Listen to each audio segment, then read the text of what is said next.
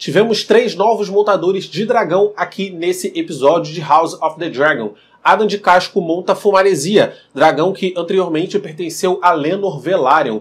Hugh monta Vermithor, o maior dragão vivo após Vhagar e que antes dele foi montaria do velho rei Jaehaerys, enquanto Ulf monta Asa Prata, dragão que pertenceu à boa rainha Alysanne. E com mais 3 dragões no seu lado nessa guerra, Rhaenyra finalmente conseguiu colocar medo em Aemond, que mudou a rota de Vhagar quando viu o que estava esperando por ele em Pedra do Dragão. E aqui nesse vídeo nós vamos comentar o episódio 7 em detalhes. Fala galera, aqui é o Matheus Mendes, sejam muito bem-vindos a mais um vídeo aqui do canal. Mais um vídeo pra gente falar de House of the Dragon. Vocês já sabem que todo domingo, logo após acabar o episódio lá na HBO, sai aqui no canal Matheus Mendes a análise do episódio da semana e ao longo da semana eu posto mais vídeos também ajudando a aprofundar os conhecimentos trazidos aqui nesse episódio. Eu tô falando bastante sobre os mistérios de Valyria, eu criei uma playlist só desvendando os mistérios de Valyria, vou deixar essa playlist linkada aqui na descrição também. Então se você gosta desse tipo de conteúdo, se você gosta do universo de Gelo e Fogo, eu peço para você se inscrever no canal se você não está inscrito e ativar o sino de notificação também para ser avisado toda vez que eu postar um vídeo novo. O episódio anterior terminou com Rhaenyra saindo de Porto Real, voando em Syrax, para encontrar esse novo montador de dragão misterioso, né? Quem é que estava montando o dragão Fumaresia, dragão Seasmoke, que pertenceu ao seu antigo marido, o Lenor, e esse episódio já começa mostrando a conversa de Rhaenyra com o Adam de Casco. Syrax e Fumaresia se conhecem há muito tempo, né?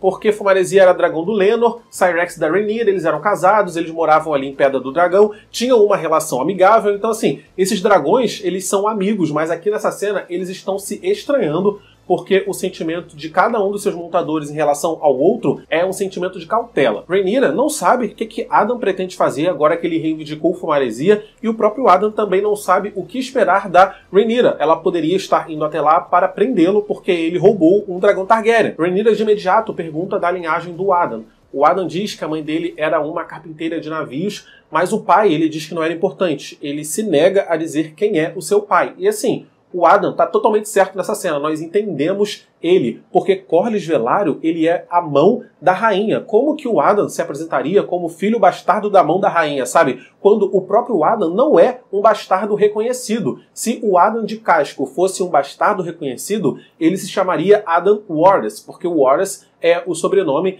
que os filhos de bastardos, né, de famílias nobres das terras da coroa recebem. Adam sabe quem é seu pai, mas como o pai dele não o reconheceu para o mundo, ele fez certo em manter essa informação para ele. A mãe de Adam e Aelin se chama Marilda. Ela também era filha de um carpinteiro de navios e ela morava na cidade de Casco, que é uma cidade que fica na ilha de Derivamarca, ilha essa que é a sede da Casa Velaryon. E Corlys, por estar sempre nessa ilha, né, fica aí subentendido que ele acabou tendo um caso com ela, e um caso que durou bastante tempo, inclusive, porque ele teve 2 filhos com a Marilda de Casco, o Adam, que é 1 ano mais velho do que o seu irmão, o Aelin. E é interessante porque o Adam responde a Rhaenyra dizendo que ele não sabe quem são os seus antepassados porque eles não mantêm esses registros. E, de fato, o povo comum não tem nem sobrenome. Então, assim, como que eles vão saber quem são os seus antepassados? Eles não têm nome de família, mas é óbvio que o Adam tem sangue Targaryen, né? Porque, de outra forma, ele não conseguiria ter domado o Fumaresia. Na verdade, de outra forma, o Fumaresia não teria conseguido domar ele. E eu vejo muitas pessoas comentarem erroneamente dizendo que Velaryons podem sim montar dragão porque eles também são da antiga Valyria. Então parece que foi lendo esse comentário de vocês aí que o Corlys teve essa conversa com o Aelin aqui nesse episódio. Foi uma conversa muito positiva, mas que era para deixar claro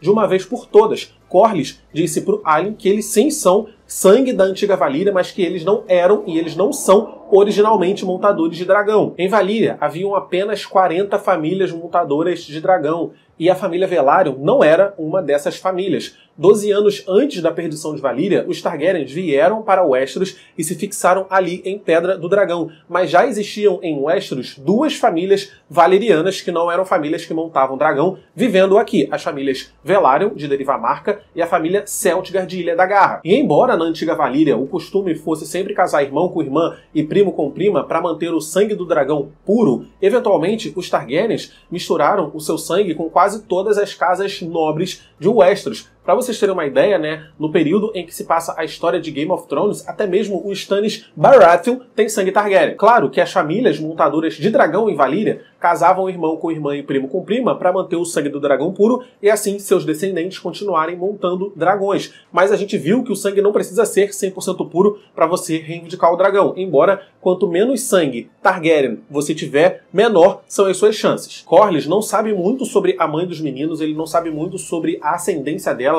mas ele desconfia que tenha sangue Targaryen sim, porque de uma outra forma o Adam não conseguiria montar um dragão. E eu já falei aqui no canal pra vocês, né, da árvore genealógica da família Velaryon e que, tipo, tem 90% de chances do próprio Corlys Velaryon também ter sangue Targaryen em suas veias. Sangue Targaryen em quantidade razoável, que eu digo, porque os Targaryens, né, se fixaram em Pedra do Dragão 200 anos antes de Aegon o Conquistador começar a sua conquista. Então, assim, durante esses 200 anos, os Targaryens e os Velaryons, eles casaram entre si. Então, sangue Targaryen, o Corlys obviamente tem. Mas a probabilidade é que ele tenha sangue Targaryen uma parcela até um pouco alta, porque a gente não sabe quem é a mãe dele e a gente também não sabe quem é a avó dele. E nessa conversa com o Alicent, o Corlys sugere, né, que o Alicent também tente reivindicar um dragão para si, porque se o irmão dele conseguiu, teoricamente, ele também conseguiria. Mas aí ele se recusa, né, respondendo pro Corlys que ele é feito de sal e mar. E tá aí uma grande diferença dos livros, porque nos livros o Alicent também tenta reivindicar um dragão. Ele tenta reivindicar o dragão roubo-ovelha e ele quase morre nessa tentativa, né, porque o dragão taca fogo nele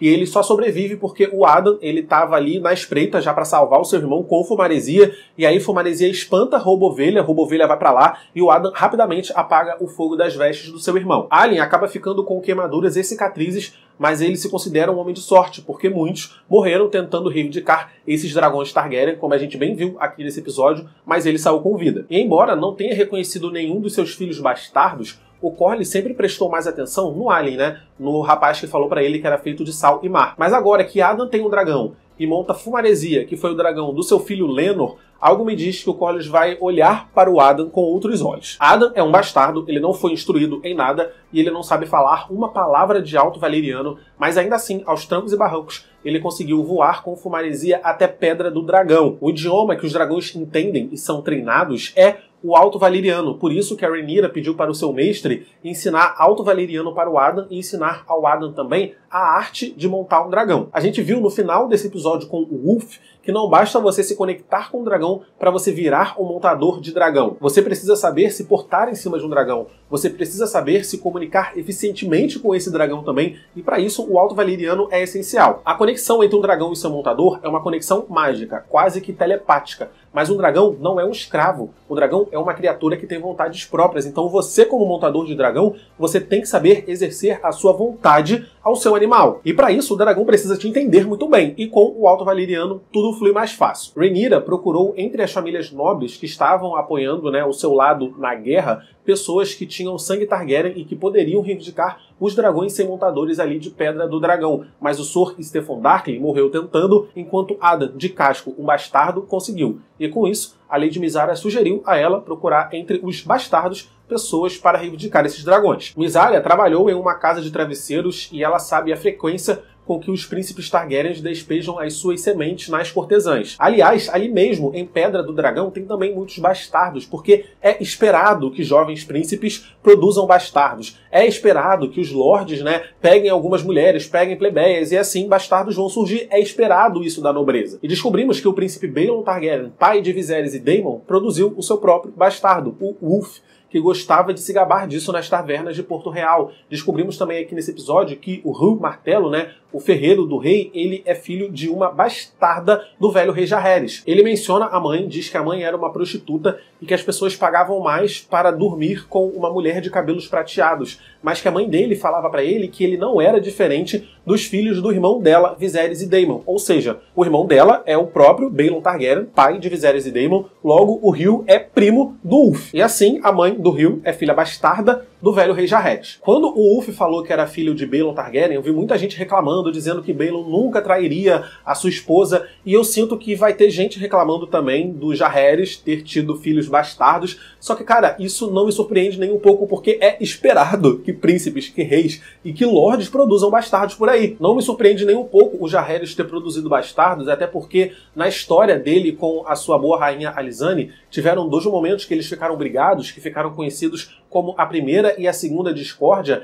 e nesse tempo eles ficaram mais de um ano separados, com a rainha Alysanne vivendo em Pedra do Dragão, enquanto o velho rei Jaehaerys vivia em Porto Real. E vocês acham mesmo que um rei, né, antes dele se tornar um velho rei, né, tão velho assim como a gente viu lá no primeiro episódio da primeira temporada, ele ia mesmo ficar um ano em celibato? É bem coerente o Jaehaerys ter produzido bastardos, sim. Inclusive, o próprio Ned Stark, né, que muitos aí dizem que é o homem mais honrado de toda Westeros, não foi de se estranhar quando ele apareceu em casa com um bastardo dele. Depois a gente descobriu na série que o Jon não era filho do Ned, mas enfim, oficialmente, para todos os defeitos, era. E ninguém estranhou o Ned Stark ter um bastardo, porque é esperado isso dos lords. Inclusive, a Catelyn Stark, ela nem ligaria se o Ned tivesse produzido seus bastardos e deixasse esses bastardos fora da vista dela. O que ela odiava no Jon é que o Jon estava ali sempre às vistas dela, que o Ned tratava o Jon como um filho e que o próprio Jon parecia mais com o Ned do que os próprios filhos dela. Ou seja, até o Ned era esperado que tivesse bastardos. Ned Stark, o homem mais honrado de todos. Então, assim,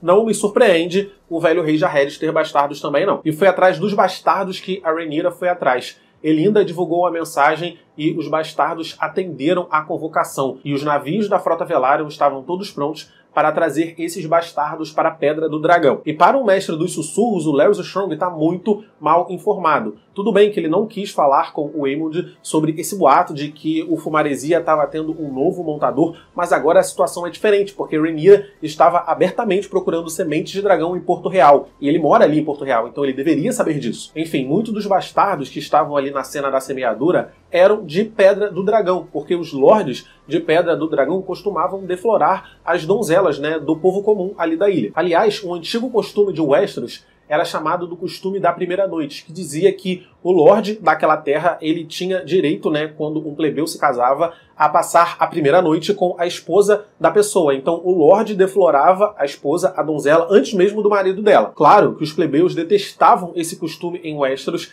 mas em Pedra do Dragão eles gostavam. Quando o Lorde Targaryen resolvia reivindicar o seu direito à primeira noite quando os plebeus se casavam, a menina escolhida, ela era vista como uma mulher de sorte, como uma mulher abençoada, porque a galera comum enxerga os Targaryens como pessoas que são muito mais do que simples humanos. E se dessa primeira noite um bastardo fosse produzido, essa mulher, ela era muito sortuda. A família dela era uma família muito sortuda, porque os lordes de Pedra do Dragão costumavam presentear os seus filhos bastardos e a mãe deles também. Então tem muito bastardo Targaryen ali em Pedra do Dragão, e vários atenderam o chamado da Rhaenyra. O problema é que os lordes de Westeros, em geral, eles não gostam dos bastardos, eles não confiam nos bastardos, porque eles acreditam que os bastardos são traiçoeiros. Nós já falamos aqui no perfil dos perigos que um bastardo representa. E esses mesmos lords, né, que não gostam dos bastardos, eles também enxergam os Targaryens como pessoas que estão mais próximos dos deuses do que de humanos. Os Targaryens têm contato com dragões, mas agora que eles vão ver bastardos montando dragões, o fascínio pela família Targaryen diminui um pouco, entende? O povo comum já chegou à conclusão de que dragões não são deuses,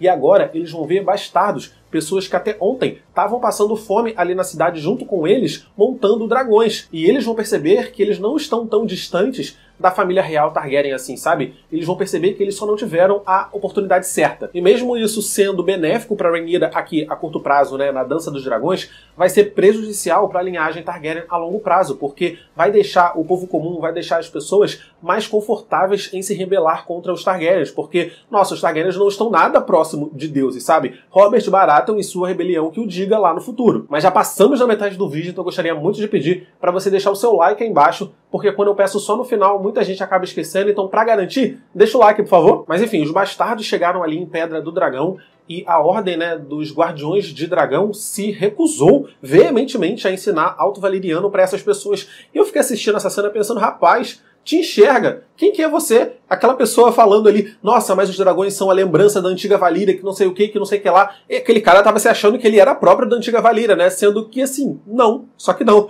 Você é apenas uma pessoa comum, provavelmente um plebeu, que aprendeu o Alto Valeriano e tá trabalhando ali nesse emprego com um grau de periculosidade altíssimo. Então, rapaz, te enxerga. Você não é sangue da antiga Valíria, você é apenas um funcionário, então, né, vamos se mancar. Mas na falta dos Guardiões do Dragão, a Rhaenyra teve que ela mesma lá convocar o Verme Vermithor para a semeadura. E eu entendo o motivo de tanta gente ter atendido o chamado da Rhaenyra, porque o povo comum não tem muito o que perder, na verdade. Eles já estavam morrendo em Porto Real, eles já estavam morrendo de fome. A filha do Hugh morreu, ela estava doente e morreu. E agora eles têm a oportunidade de serem lordes, de serem pessoas ricas e pessoas respeitadas. Sim, eles podem morrer tentando, mas se eles conseguirem, eles serão senhores de dragão. E para o povo comum, essa é uma proposta bem tentadora. Eu diria até que para muitos nobres, essa seria uma proposta bastante tentadora. E para Rhaenyra também é muito jogo chamar bastardos, porque assim, ninguém liga muito para esses bastardos. A vida deles não conta para ninguém. Se Rhaenyra chamasse esse bando de gente de família nobre e esse bando de gente morresse,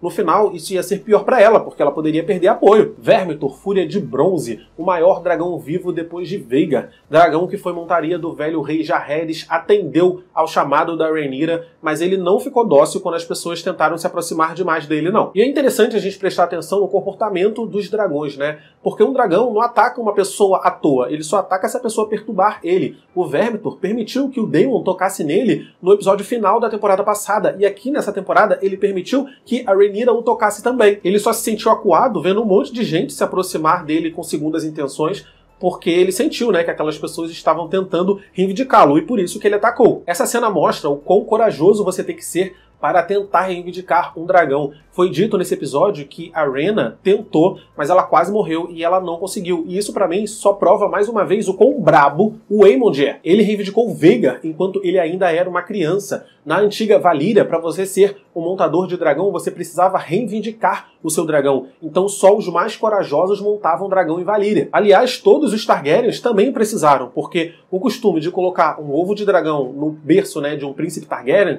é um costume recente. É um costume que começou a acontecer no reinado do velho rei Jaehaerys. E aí, se o ovo eclode, o dragão bebê imediatamente se conecta com o bebê ali do berço também, e aí eles vão crescendo juntos, né, e essa conexão entre eles vai se fortalecendo. Jacerys, Lucerys e Joffrey, os filhos da Rhaenyra, tiveram ovos de dragão em seus berços, e esses ovos eclodiram, e por isso que eles viraram senhores de dragão. O Aemond não. O Aemond teve que reivindicar o seu dragão como os senhores de dragão da antiga Valíria faziam. Então assim, temos que respeitar esse menino. Aemond é muito brabo, mas aqui na cena da semeadura, o Vermithor queimou vários bastardos, ele comeu outros, o Vermithor saiu bem alimentado desse dia aí, mas no final ele acabou escolhendo o bastardo Hugh para ser o seu montador. O Hugh, que foi corajoso o suficiente para entrar na frente dele para proteger uma mulher de ser morta, ganhou a confiança do dragão, enquanto Ulf ganhou Asa Prata, dragão que foi montaria da boa rainha Alysanne. Ele pisou numa ninhada ali, né, do dragão, e aí ele despertou o dragão. E o dragão se aproximou dele ali algumas vezes, sentindo o cheiro dele, né? Não atacou, sentiu o cheiro. Então parece que o dragão consegue sim sentir quando a pessoa tem sangue Targaryen. De uma forma ou de outra, Rhaenyra adicionou mais 3 dragões para o seu lado nessa guerra. E agora sim, ela tem uma força capaz de ameaçar Aemond e Vhagar. Aemond ficou esse episódio inteiro em Porto Real governando, né? E no começo do episódio, a gente vê ele enviando 2 membros da Guarda Real para a muralha. E esses 2 membros foram os bajuladores que o Aegon, né, o irmão dele, inseriu na Guarda Real. E aí, na conversa ali com o Larys Strong, é dito que esses 2 integrantes, eles estavam organizando uma rebelião, mas eu não acredito nisso não. Esses bajuladores não teriam coragem de iniciar uma rebelião contra o Aemond. Aemond tá mandando eles 2 para a muralha para se vingar mesmo, porque esses meninos, eles estavam com o Aegon naquela cena na Casa de Travesseiros, em que o Aegon ficou rindo e zombando do irmão. Os bajuladores do Aegon estavam ali rindo também. Enfim, o Aemond já se vingou do Aegon, né? E agora chegou a hora dele se vingar dos bajuladores dele. E é até interessante porque a Ordem da Guarda Real, ela foi criada durante o reinado de Aegon o Conquistador por sugestão da sua irmã esposa Visenya. E a Visenya, ela se inspirou nos votos da Patrulha da Noite, de o cara não ia ter esposa, o cara não ia ter posse nem terra, para criar os votos da Guarda Real. E agora os guardas da Guarda Real estão indo para a Patrulha da Noite. Os seus votos nem vão mudar muito, mas o serviço é que vai mudar. Esses bajuladores do Aegon, quando chegarem lá na muralha, eles vão ficar bem assustados. O próprio Aegon está aos poucos se recuperando dos seus ferimentos da Batalha de Pouso de Gralhas, e o Larys Strong tem grande interesse que o Aegon se recupere o mais rápido possível, porque ele não consegue influenciar o príncipe regente Aemond. E por isso que o Maestre e o Larys Strong ficam ali sempre provocando o Aegon a tentar recuperar suas forças mais rápido. Ninguém consegue controlar o Aemond, nem mesmo a Alicent, que tinha grande influência sobre o rei Aegon. E nesse episódio aqui, né, A Alicent, depois de ser tratada ali, o corte que os plebeus fizeram nela no episódio passado, lá naquela revolta, quando ela estava saindo do septo, ela chamou o seu Rickard para ir com ela até a Mata do Rei, que é uma floresta que fica ali próximo de Porto Real. Foi nessa mata que eles foram comemorar lá na temporada passada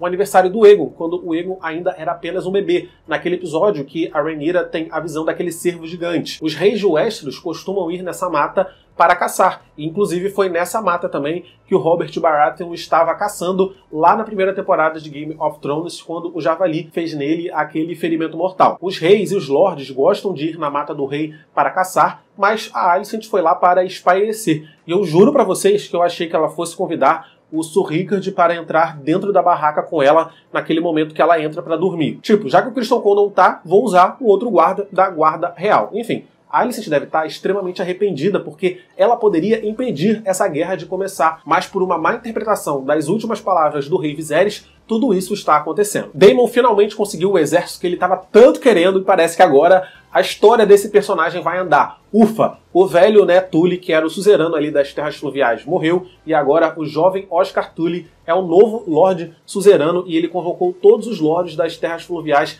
para encontrá-lo ali em Harrenhal. E eu gostei dessa cena, tá? Eu gostei do Oscar Tully, mas gostei mais ainda que ele não abaixou a cabeça para os absurdos que o Daemon fez ali. Ao desafiar o Daemon, ele conseguiu o respeito dos Lordes das Terras Fluviais e ele fez também valer a justiça da rainha contra os crimes que o William Blackwood fez contra a Casa Bracken. Sim, o William Blackwood fez isso a mando do Daemon, mas ele utilizou isso como um pretexto para soltar toda a selvageria possível contra os seus antigos inimigos. Eu gostei de ver o Oscar Tully sendo corajoso o suficiente para desafiar o Daemon, e ele fez ainda o Daemon executar o seu próprio lacaio. E agora é isso, né? Com as terras fluviais ali meio que em paz, e com a liderança do jovem Oscar Tully, o Daemon finalmente conseguiu o exército que ele estava tanto querendo. E uma curiosidade é que o Daemon executa o William Blackwood com a espada de aço valeriano Irmã Sombria. A casa Targaryen tem duas espadas ancestrais de aço valeriano. A espada Fogo Negro, que foi a espada usada pelo próprio Aegon o Conquistador durante as Batalhas da Conquista,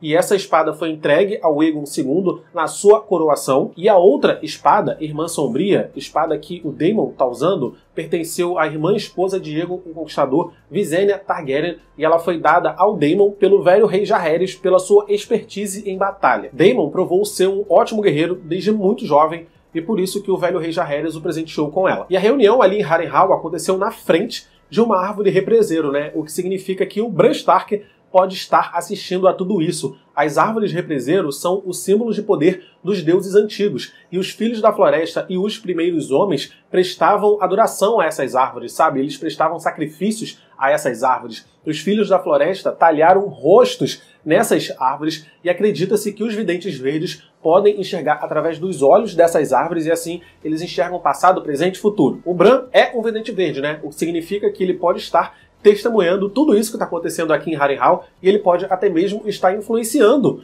em algumas coisas, né? Porque a gente já viu um exemplo lá em Game of Thrones do Bran influenciando o passado. Vimos rapidamente uma cena da Rhaena saindo do ninho da águia. No episódio passado, foi dito que o príncipe de Pentos aceitou recebê-los, e aqui nesse episódio, né, a Rhaena tá indo até Pentos, né? Ela foi a responsável de levar os filhos da Rhaenyra, os pequenos Viserys e Aegon, para ficar em segurança lá em Pentos, do outro lado do Mar Estreito, enquanto essa guerra tá acontecendo. Mas a Rhaena saiu do cortejo para ir atrás do dragão que tá ali no vale. Esse dragão é o Roubo-Ovelha. E umas semanas atrás, o George R. R. Martin, né, o autor dos livros das Crônicas de Gelo e Fogo, ele fez uma postagem em seu blog reclamando dessa liberdade que a série tomou em relação aos livros. Porque, segundo ele, não faz sentido um dragão estar ali de boa passeando no vale, sabe? Porque os dragões não passeiam. Os dragões ficam em Pedra do Dragão e é isso. Os dragões não são nômades, então não teria como um dragão estar ali só de bobeira pelo vale. Mas ele disse que nós teríamos mais detalhes em relação a esse comportamento dos dragões no 6º livro das Crônicas de Gelo e Fogo, Ventos do Inverno, e no volume 2 de Fogo e Sangue, se é que esses livros vão sair um dia. E para mostrar para o Aemond o seu poder,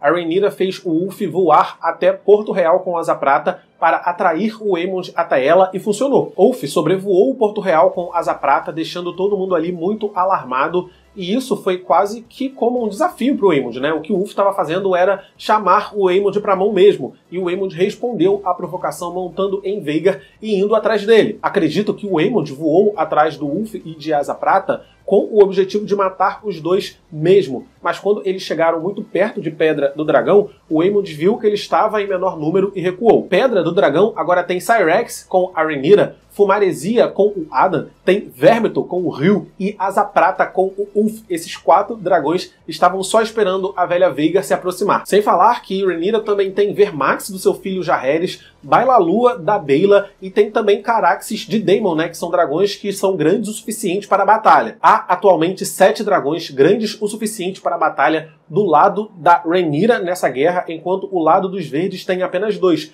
Veigar de Aemond e o dragão Dreamfire, que é a dragão montaria da Helaena, mas a Helaena nunca foi uma guerreira, então acho que a gente nem pode contar com esse dragão nessa equação. Agora, Rhaenyra tem uma vantagem imensa contra os verdes, nos resta ver o próximo episódio para saber como que ela vai utilizar essa vantagem a seu favor. Eu só achei essa viagem de Porto Real até Pedra do Dragão muito rápida, sabe? Tudo bem que Porto Real e Pedra do Dragão são próximos mesmo, só que é estimado, né, que leve 3 dias de barco para você fazer essa viagem, e tudo bem que um dragão é mais rápido do que um barco, mas eu achei rápido até demais. Sem falar que o Corlys Velaryon também viajou várias vezes entre Derivamarca e Pedra do Dragão aqui nesse episódio, e eu também achei bem rápido essas viagens. Essa falta de lógica geográfica me incomodou um pouquinho, mas eu sei que isso não deve ter incomodado mais ninguém não, mas mesmo assim eu quis compartilhar com vocês. Vou ficando por aqui nesse vídeo, espero que vocês tenham gostado. Coloca aqui nos comentários o que você achou desse episódio 7 de House of the Dragon e deixa o seu like, por favor, porque o like me ajuda pra caramba. Se inscreve no canal se não tá inscrito, compartilha o vídeo com seus amigos, clica nos meus vídeos que estão aparecendo aqui do lado pra assistir meus vídeos anteriores. É isso, tchau e até o próximo vídeo.